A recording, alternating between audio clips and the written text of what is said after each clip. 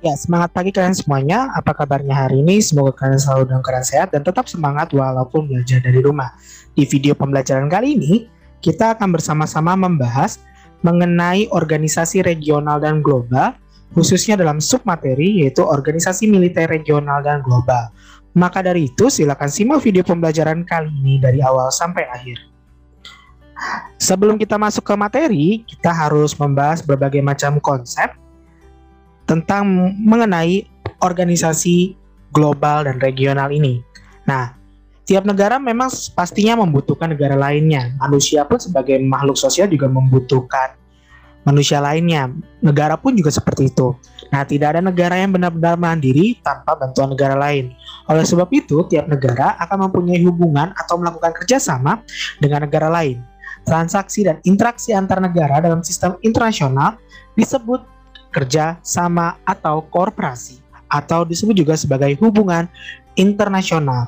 Biasanya pemerintah mewakili suatu negara akan saling berhubungan dengan mengajukan berbagai macam alternatif pemecahan masalah, perundingan atau pembicaraan mengenai masalah yang dihadapi. Nah, apa sih yang dimaksud dengan kerjasama internasional? Jadi kerjasama internasional adalah kerjasama yang melibatkan negara-negara di seluruh dunia atau sebagian besar negara di dunia. Nah, kerjasama internasional adalah hubungan kerjasama yang dilakukan oleh dua negara atau lebih untuk mencapai tujuan-tujuan tertentu.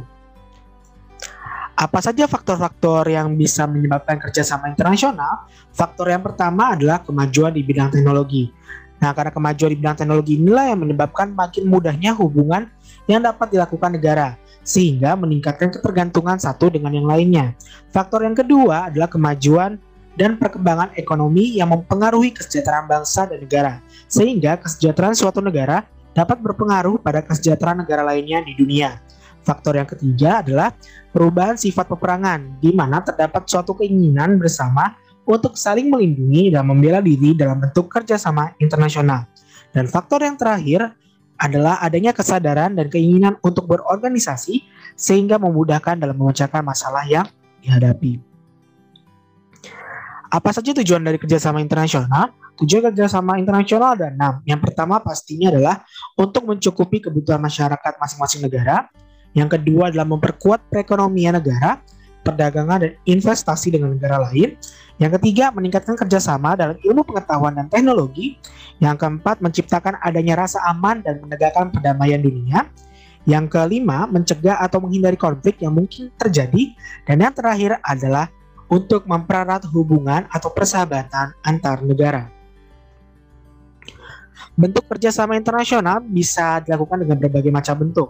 Bentuk yang pertama adalah bentuk bilateral, yaitu hubungan antara dua negara yang tujuannya saling menguntungkan kedua pihak. Bentuk yang kedua adalah kerjasama regional. Kerjasama regional sendiri adalah kerjasama yang dilakukan oleh negara-negara yang berada di suatu kawasan tertentu yang biasanya berdekatan. Nah, tujuan kerjasama regional biasanya sesuai kepentingan masing-masing negara.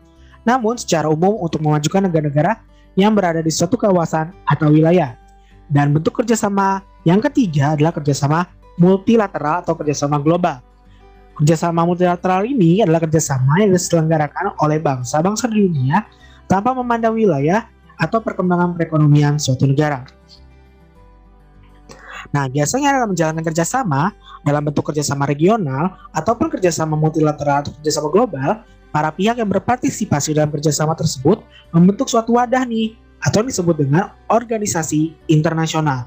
Nah, menurut Quincy Wright, organisasi internasional sendiri adalah seni menciptakan dan mengatur organisasi umum dan regional yang terdiri dari negara-negara merdeka untuk memfasilitasi kerjasama dalam maksud dan tujuan yang sama. Seperti itu pengantar kita tentang organisasi global dan regional. Yang kita akan bahas pada hari ini adalah organisasi militer. Apa saja sih organisasi-organisasi militer yang ada di dunia ini? Yuk kita bahas satu persatu. Organisasi militer sendiri biasanya dibentuk dalam rangka menjaga kepentingan strategis nasional yang diinginkan oleh masing-masing negara. Setiap negara kemudian menguatkan barisannya untuk membentuk organisasi militer baik di tingkat regional maupun global. Tujuannya apa? Tujuannya demi menyokong kepentingan pertahanan dalam rangka menjaga, melindungi, dan memelihara kepentingan nasional suatu negara dan menjaga perdamaian dunia. Apa saja sih organisasi militer? Organisasi militer yang pertama adalah NATO atau North Atlantic Treaty Organization. NATO sendiri merupakan aliansi pertahanan kawasan Atlantik Utara yang meliputi negara Eropa dan Amerika Serikat. Nah, NATO ini dibangun berkaitan dengan Perang Dingin. Di materi sebelumnya kan kita sudah belajar bersama bahwa perkembangan Perang Dingin salah satunya adalah sistem aliansi. Nah, sistem aliansi blok barat ini yang disebut dengan NATO. Nah, NATO ini berdiri karena Amerika Serikat khawatir dengan ambisi ekspansi Uni Soviet yang dilakukan di negara-negara Eropa Timur. Sebaliknya, negara-negara Eropa sendiri khawatir terjadi perang nuklir antara dua kekuatan besar, yaitu Amerika Serikat dan Uni Soviet. Nah, karena kekhawatiran tersebut mendorong terbentuknya sebuah aliansi pertahanan yang diinisiasi oleh Menteri Luar Negeri 11 negara, dan Menteri Luar Negeri 11 negara tersebut menandatangani perjanjian berdirinya NATO. Nah, prinsip NATO sendiri ada 4. Yang pertama adalah prinsip solidaritas, yaitu komitmen menciptakan perdamaian dunia. Prinsip yang kedua adalah freedom, yaitu menjaga kebebasan dan keamanan negara anggota. Prinsip yang ketiga adalah demokrasi, yaitu menjaga nilai-nilai demokrasi. Dan prinsip yang keempat adalah transatlantic link, atau membentuk hubungan keamanan di kawasan Atlantik Utara atau transatlantik. Nah, secara struktural NATO ini terdiri atas 2 badan, yaitu DPC. DPC ini merupakan badan yang mengatur kegiatan sipil dan militer, dan MPG, yaitu badan yang mengatur masalah persenjataan dan kekuatan nuklir. Nah, dalam sistem keanggotaan di NATO sendiri ada istilah yang namanya partner countries sebagai upaya untuk mengajak negara-negara yang tidak menandatangani perjanjian NATO agar bersama-sama menghadapi tantangan, yaitu menghadapi Blok Timur. Nah, pada masa Perang Dingin, NATO merupakan lawan bagi Pakta Warsawa atau aliansinya Blok Timur. Namun semenjak kekuatan komunis Uni Soviet runtuh pada tahun 1991, NATO ini mulai kehilangan musuh. Nah, bahkan negara-negara pecahan Uni Soviet yang ada, bahkan ada yang masuk ke dalam NATO. Nah, saat ini ketika Pakta Warsawa sudah hancur atau sudah runtuh, tantangan yang dihadapi NATO bukanlah kekuatan komunis lagi, yaitu melainkan terorisme, senjata pembunuh massal, dan negara-negara yang dilanda kekacauan. Seperti itu. Nah, yang kedua adalah SEATO, yaitu South Asia Treaty Organization. Nah, SEATO sendiri merupakan aliansi pertahanan blok barat negara-negara di kawasan Asia Tenggara yang dibentuk melalui perjanjian Manila yang ditandatangani di Manila, Filipina pada tanggal 8 September 1954. Nah, tujuan dari berdirinya SEATO sendiri adalah mencegah ekspansi komunis di Asia Tenggara, khususnya dari Tiongkok dan Vietnam Utara. Nah, pada tahun 1955, SEATO juga mengadakan berbagai macam pertemuan. Pertemuan ini dilakukan di Bangkok, Thailand. Dari pertemuan tersebut, akhirnya dibentuklah struktur militer. Namun struktur militer yang dibentuk tahun 1955 ini belum pernah ditunjukkan kepada dunia. Seperti apa sih struktur militernya? Nah, walaupun tidak pernah ditunjukkan, tetapi SEATO sendiri juga terus untuk waspada dengan melakukan latihan militer bersama-sama. Nah, SEATO dalam langkah membentuk komunisme justru dilakukan dengan memperbaiki kondisi perekonomian negara-negara di anggota wilayah Asia Tenggara. Nah, pada perkembangannya ternyata SEATO ini tidak dapat bertahan lama. Karena apa? Karena tidak berhasil mencapai tujuannya, sehingga kehilangan kredibilitasnya sebagai organisasi. Lalu juga banyak anggota yang mundur dari SEATO. Dan yang ketiga, SEATO bisa bubar karena memang pada perang Vietnam, Amerika Serikat kalah dari pasukan Vietnam Utara. Dan akhirnya SEATO dibubarkan pada tanggal 30 Juni 1977. Kekuatan yang ketiga adalah Pakta Warsawa. Pakta Warsawa ini merupakan aliansi Blok Timur. Nah, Pakta Warsawa sendiri berdiri di Warsawa, Polandia pada tanggal 14 Mei 1955. Nah, Pakta Warsawa ini juga punya nama lain, yaitu Pact of Mutual Assistance and Union Field Command atau PMAUC. Nah, Pakta Warsawa ini dibentuk oleh gagasan dari Nikita Khrushchev, yaitu pemimpin Uni Soviet pada saat itu, yang dilatar belakangi oleh bergabungnya Jerman Barat ke dalam NATO berdasarkan ratifikasi persetujuan Paris. Nah, Pakta Warsawa berkaitan erat dengan hadirnya NATO. Tujuan organisasi ini mengorganisasikan diri terhadap kemungkinan ancaman-ancaman dari NATO. Nah, anggota Pakta Warsawa sepakat membela salah satu anggota jika diserang lawan.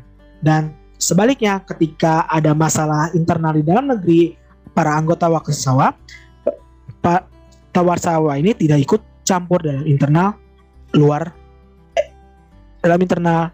negeri anggota lainnya. Nah, keberadaan Pakta Warsawa semakin kuat karena dominasi Uni Soviet. Seluruh anggota Pakta Warsawa terdoktrin dengan ideologi doktrin Brezhnev. Nah, memasuki 1990, Pakta Warsawa mengalami kemunduran. Nah, kemunduran ini sehubungan dengan juga kemunduran yang terjadi di Uni Soviet karena adanya gelombang revolusi demokratik di Eropa Timur, yaitu negara-negara yang awalnya bergabung dalam Uni Soviet pengen melepaskan diri dari Uni Soviet, serta lemahnya koordinasi dan kesatuan di antara negara-negara komunis. Selain itu, negara yang membentuk Uni Soviet juga menuntut memisahkan diri atau merdeka. Dan akhirnya seiring berjalannya waktu, runtuhnya Uni Soviet pada tanggal 31 Maret 1991, Pakta Warsawa juga secara resmi dibubarkan dalam pertemuan di kota Praha. Yang keempat adalah CENTO, yaitu Central Treaty Near East Organization. Nah, CENTO ini merupakan organisasi pakta pertahanannya blok barat di kawasan Timur Tengah. Nah, organisasi ini semula bernama Pakta Baghdad. Nah, tapi pada tahun 1958, Pakta Baghdad ini, Baghdad kan sebuah kota di Irak. Ternyata Irak sebagai anggota Pakta Baghdad keluar. Dan 1959 Amerika Serikat bergabung dalam Pakta Baghdad. Nah, setelah AS bergabung dalam Pakta Baghdad inilah nama Pakta Baghdad berubah nama menjadi METO, Middle East Treaty Organization, atau yang lebih dikenal dengan CENTO, pada tanggal 24 Februari 1995. Nah, tujuan pembentukan CENTO ini adalah untuk mencegah ekspansi Uni Soviet ke daerah penghasil minyak Timur Tengah, mencegah serangan komunis, dan mendorong perdamaian di Timur Tengah. Nah, dalam perkembangannya ternyata CENTO tidak memiliki struktur komando militer ataupun pasukan tempur, namun tetap waspada dengan melakukan latihan militer secara periodik dan juga merupakan salah satu aliansi tersukses pada masa Perang Dingin. Apa bukti kesuksesan CENTO sebagai organisasi pakta pertahanan di Timur Tengah? Buktinya adalah pertama, CENTO berhasil membantu pengadaan personel dan logistik di setiap negara konflik untuk menstabilkan wilayah Timur Tengah dan Asia Selatan. Yang kedua, CENTO juga berhasil mencegah pengaruh Uni Soviet. Yang ketiga, CENTO berhasil menengahi konflik Turki dan Yunani atas Cyprus pada 1964. Dan yang terakhir, CENTO juga berhasil mencegah pertikaian Pakistan dan India serta menangani sengketa perbatasan antara Persia dan Irak. Nah, pada tahun 1978 sampai dengan 1979, ternyata di Iran terjadi revolusi yang menyebabkan anggota-anggota CENTO banyak nih yang keluar dari organisasi CENTO.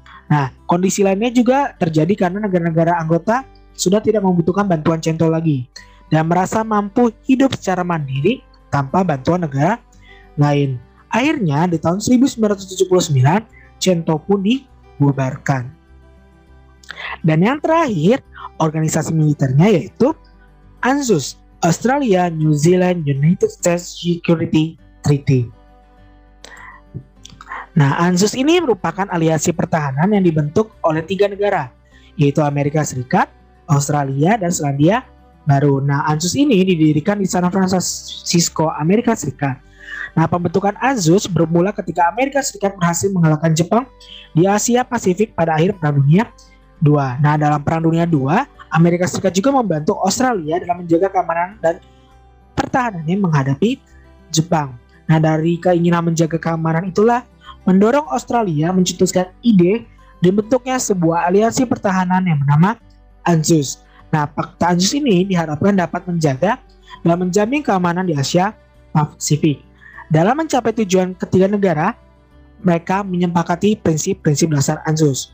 Prinsip-prinsip dasar ANZUS sendiri adalah yang pertama, saling membantu dalam mencegah para agresor yang mungkin muncul di kawasan Australia, Selandia Baru, dan Amerika Serikat. Yang kedua, mengkoordinasikan pertahanan bersama di kawasan Pasifik. Yang ketiga, membendung pengaruh komunisme yang dianggap sebagai agresor di kawasan Asia Pasifik, terutama dari Cina dan Rusia. Yang keempat, meningkatkan kerjasama militer untuk mencegah terjadinya agresi negara lain di kawasan Pasifik. Dan yang kelima, keterikatan dalam menghadapi segala serangan bersenjata bersama karena ancaman terhadap salah satu anggota juga merupakan ancaman bagi anggota lainnya. Itu prinsip-prinsip dari ANZUS. Nah, ANZUS sendiri dalam perkembangannya ternyata pada tahun 1985 Selandia Baru keluar dari Pakta Pertahanan ANZUS ini. Nah, kenapa Selandia Baru bisa keluar? Pengunduran diri ini dilakukan karena Selandia Baru tidak setuju dengan sikap Amerika dan Australia yang mendukung dan menggunakan senjata nuklir sebagai senjata perang. Tapi nanti akhirnya Selandia Baru masuk kembali. Nah, ANZUS sampai saat ini masih ada, tapi ANZUS ini berfungsi sebagai organisasi yang memperkuat negara-negara ANZUS. Seperti itu perkembangan ANZUS pada dulu sampai dengan sekarang. Seperti itu video pembelajaran kita. Nah, sekian video pembelajaran pada kali ini. Semoga video ini dapat bermanfaat bagi kalian semua. Bila masih ada yang belum paham, bisa melihat dari sumber belajar lainnya atau bisa bertanya pada saya. Terima kasih atas perhatiannya. Sampai jumpa di video pembelajaran selanjutnya. Dadah!